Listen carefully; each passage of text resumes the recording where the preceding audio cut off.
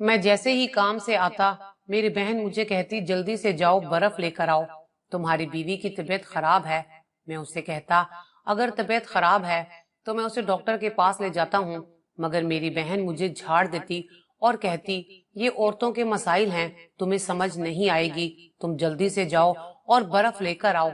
मैं बाजार जाता और बहुत सारी बर्फ ले आता।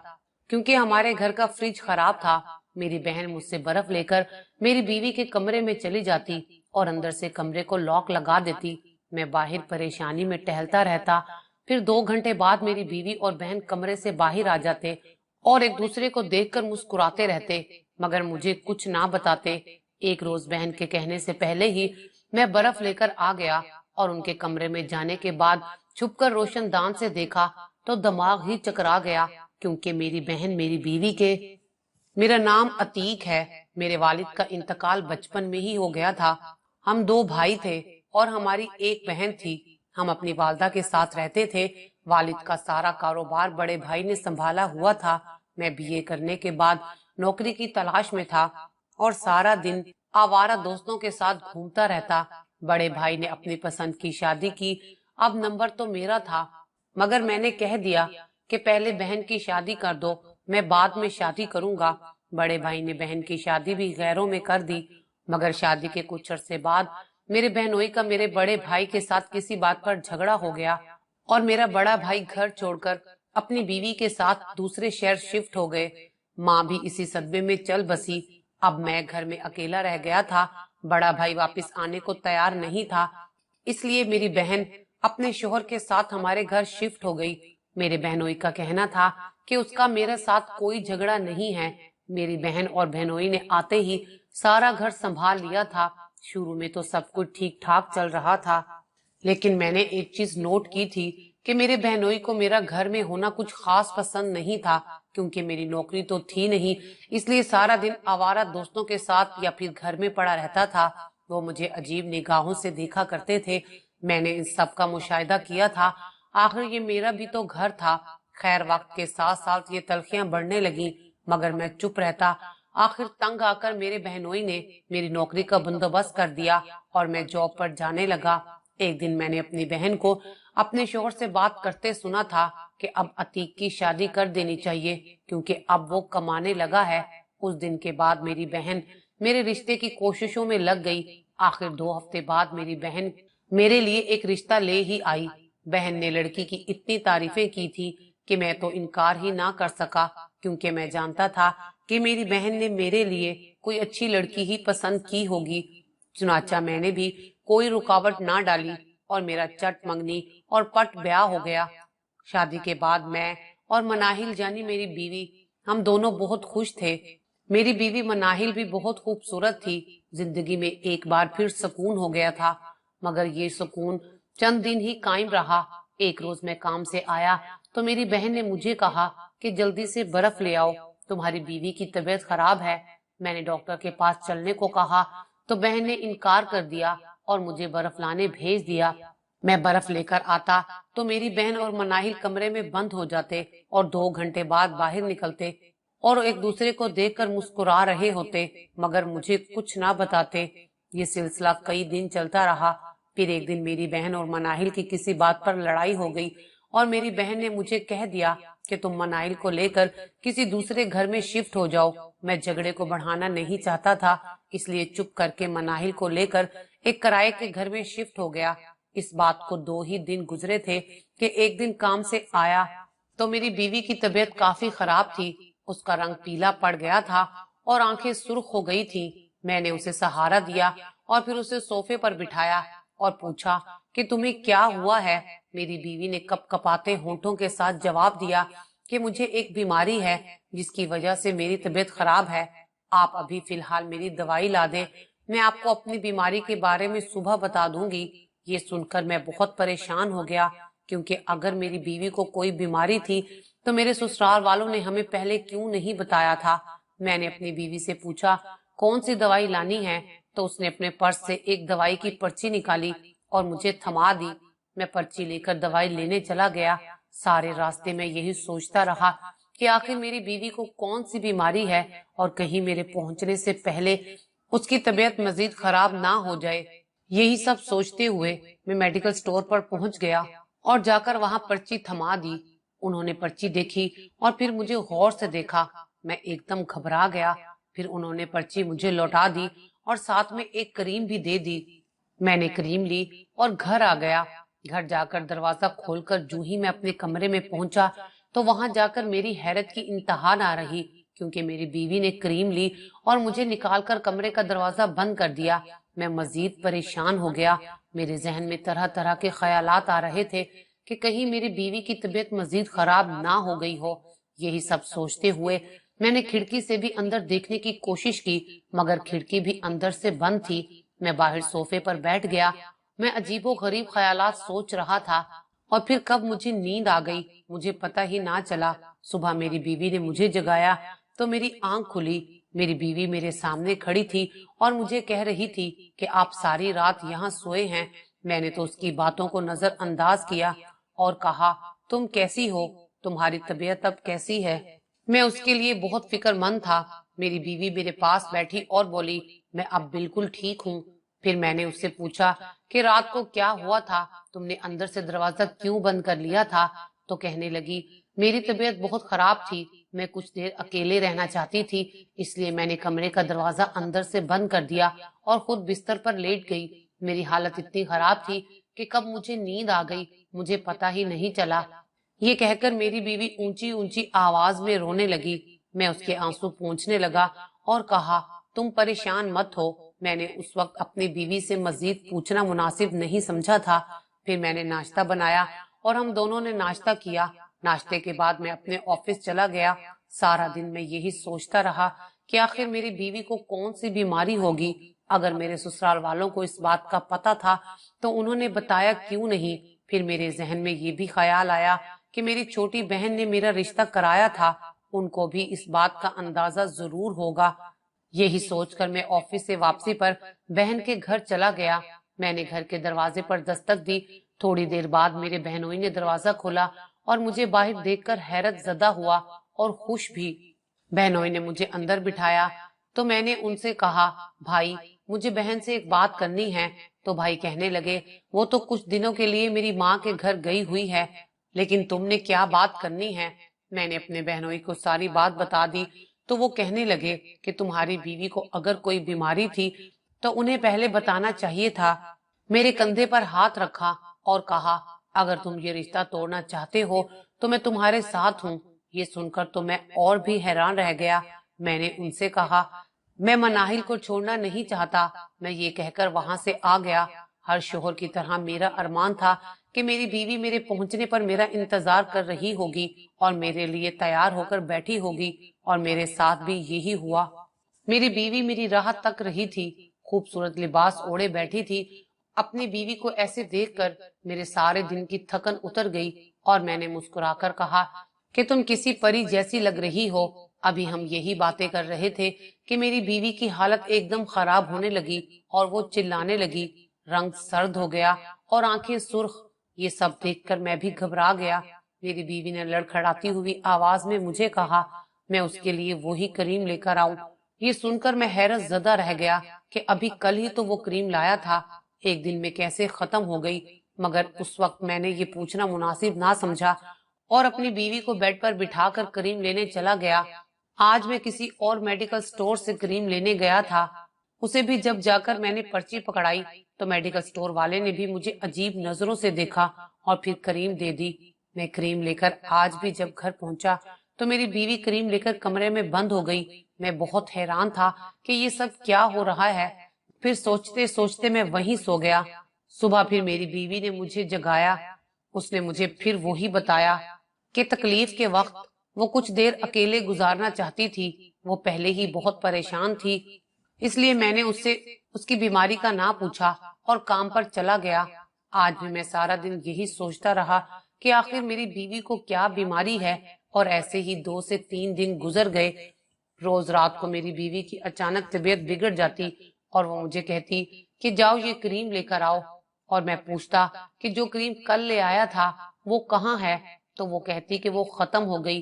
میں بہت حیران ہوتا اور کریم لینے چلا جاتا، اور جب واپس آتا تو بیوی کریم لے کر دروازہ بند کر لیتی۔ میری بہن ابھی تک اپنے سسرال سے واپس نہیں آئی تھی۔ میں اپنی بیوی کو مزید پریشان نہیں کرنا چاہتا تھا۔ ایک دن بہنوئی نے مجھے میسج کیا کہ تمہاری بہن آ گئی ہے، تو اس دن آفس کے بعد میں بہن سے ملنے ان کے گھر چلا گیا۔ میں نے جا کر گھنٹی بجائی تو میرے بہنوئی نے ہی دروازہ کھولا اور مجھے اندر لے گئے۔ میں نے بہن سے ان کا حال چال پوچھا۔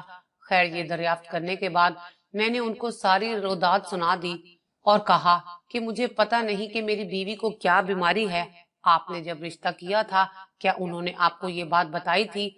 اور برف لے کر آپ میری بیوی کی کون سی بیماری کا علاج کرتی تھی؟ تو میری بہن نے مجھے سچ بتانے سے انکار کر دیا اور کہا کہ نہیں، مجھے ایسی کسی بات کا علم نہیں ہے۔ میری بہن میری باتوں کا ٹھیک سے جواب نہیں دے رہی تھی، اس لیے میں اٹھ کر گھر واپس آ گیا۔ گھر پہنچا تو پھر وہی صورتحال تھی۔ ہم دونوں میاں بیوی رات کو بیٹھے چائے پی رہے تھے تو ایک دم میری بیوی کی حالت بگڑ گئی۔ میں جلدی سے میڈیکل سٹور کی طرف بھاگا تاکہ دوائی لا سکوں۔ میں روز نئے میڈیکل سٹور پر جاتا کیونکہ میں جہاں بھی جاتا پرچی دیکھ کر میڈیکل سٹور والا مجھے عجیب نظروں سے گھورتا تھا۔ مجھے عجیب شرمندگی سی ہوتی تھی کہ یہ سٹور والے پرچی دیکھ کر مجھے کیوں گھورتے ہیں۔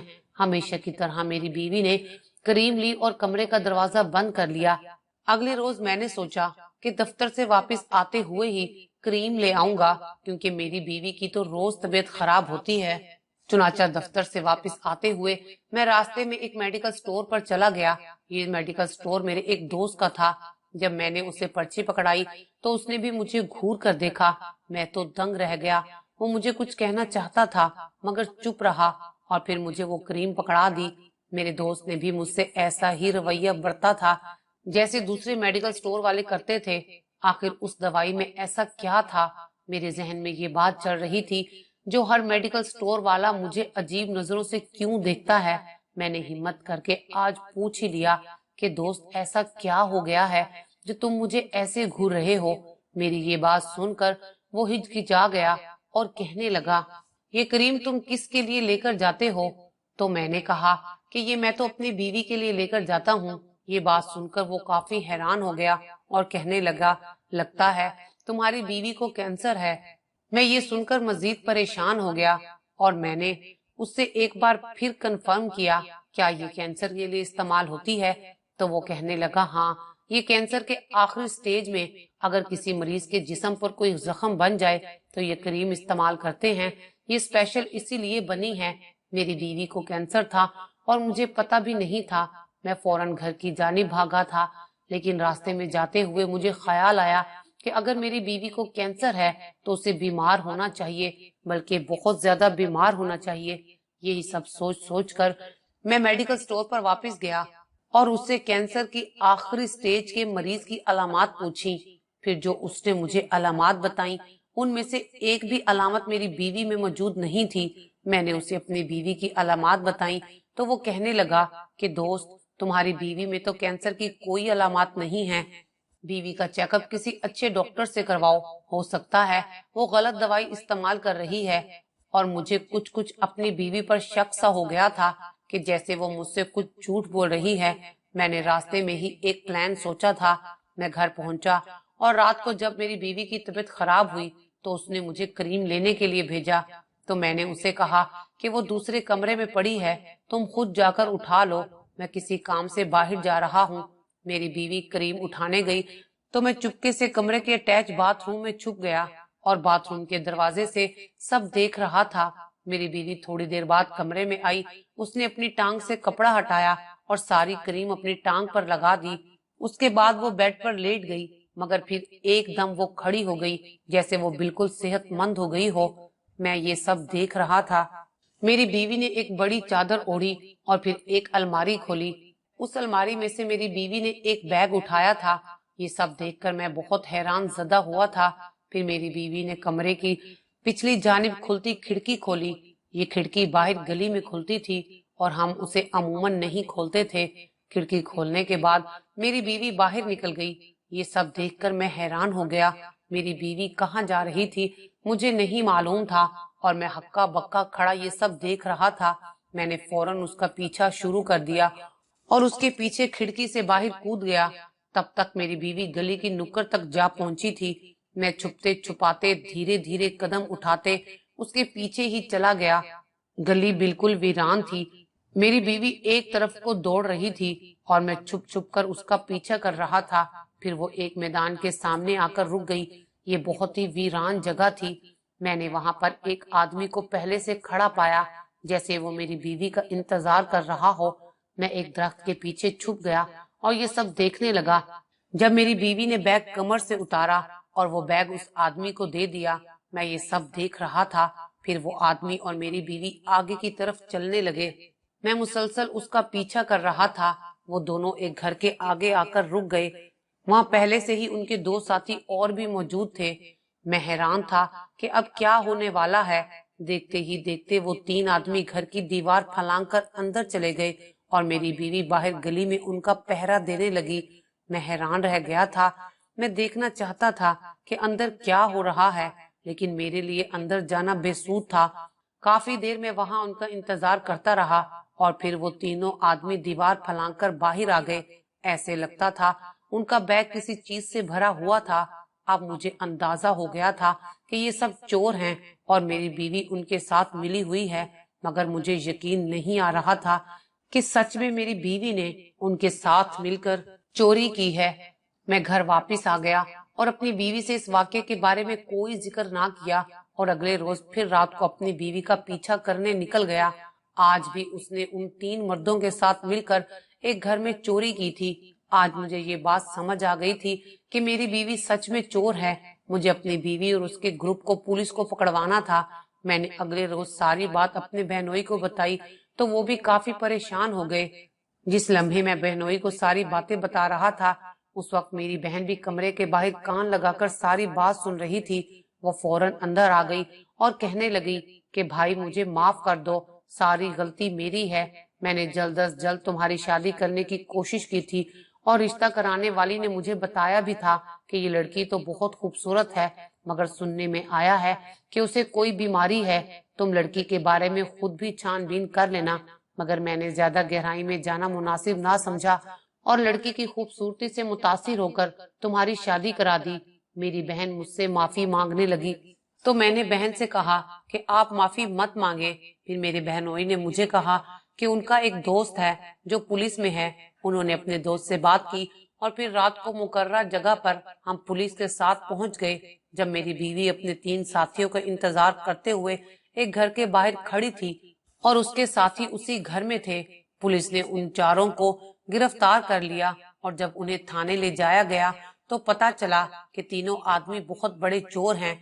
मेरी बीवी ने बताया कि वो ये सब मजबूरी में करती थी। जब मजबूरी पूछी तो उसने बताया कि जब वो जवान हुई तो उसके घर में कोई कमाने वाला नहीं था।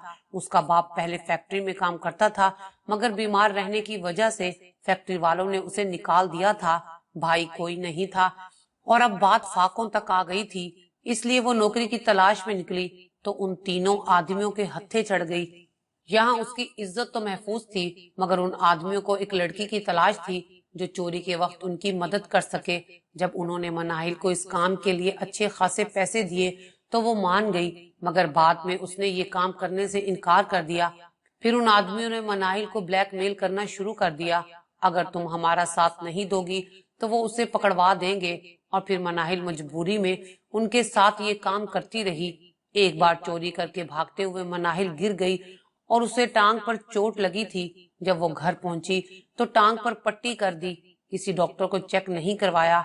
उसकी इस लापरवाही की वजह से वो जख्म खराब होकर कैंसर बन गया। इस बात का उसे तब पता चला जब कैंसर आखिरी स्टेज पर था। मनाहिल के घर वाले इस बात से लापरवाह थे और उन्होंने मनाहिल की मुझसे शादी कर दी, जबकि मनाहिल शादी नहीं करना चाहती थी, मगर माँ बाप ने उसे मजबूर कर दिया था। शादी के बाद मनाहिल किसी को कुछ नहीं बताना चाहती थी, मगर रात के वक्त उसकी टांग में शदीद दर्द और वो जगह लाल होना शुरू हो जाती थी। इसलिए वो करीम की जगह मुझसे बर्फ मंगवा लेती और फिर मेरी बहन को कमरे में बुलाकर कहती थी कि शादी से एक दिन पहले उसे टांग पर चोट लगी थी। हकीम ने उसे इस जगह पर बर्फ रगड़ने को कहा है। इस चोट का बस यही इलाज है।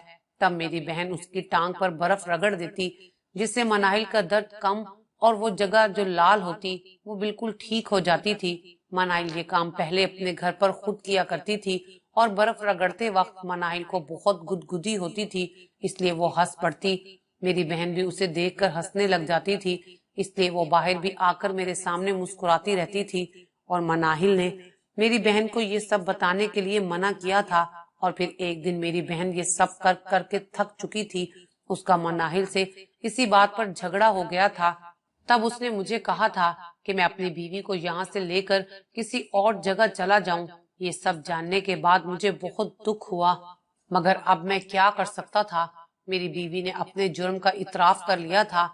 मनाहिल और उसके साथी अपनी सजा काटने के लिए जेल जा चुके थे, मगर मनाहिल को कैंसर होने की वजह से वो एक माह बाद ही इस दुनिया से चली गई थी। शायद कुदरत को यही मंजूर था। मैं 2 साल तक अपनी जिंदगी को यूं ही गुजारता रहा। फिर मेरी बहन और बहनोई ने मेरी दूसरी शादी करा दी। अब मेरी नई बीवी बहुत अच्छी है, मेरा और मेरे घर का बहुत ख्याल रखती है। इस बात को 10 साल गुजर गए हैं।